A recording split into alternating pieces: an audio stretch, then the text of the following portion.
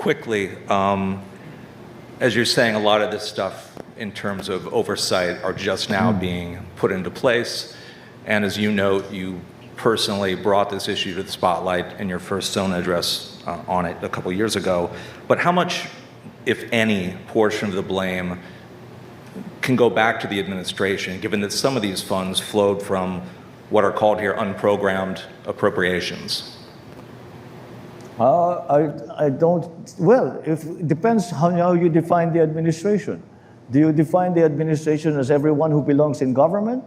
Or I would define it here as the person who can make the decision on this amount of money that some critics would say is basically, pork barrel spending. Sure. You just mentioned oversight. Many of these oversight measures were actually in place. They were just not being respected or used, and people would serve paper over these things. So we're bringing it back to where it should be. Anyway, now one of the focus points that we found that we had to deal with was the amount of discretion that is exercised by officials in government.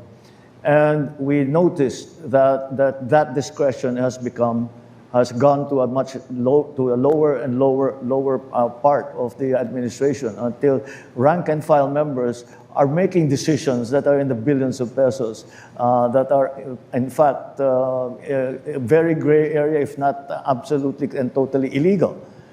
So that is one of the measures that we have put in, is to remove that discretion. And the tool that we are using to remove that discretion, as much of that discretion as possible, because that's where the corruption comes in. If I, let us say, a functionary, can make big decisions, then I can ask for money and say, I will decide it in your favor if you give me money. If you give me, or if we come to an arrangement where I profit or you profit, or do something that is disadvantageous. What the term is disadvantageous to the government.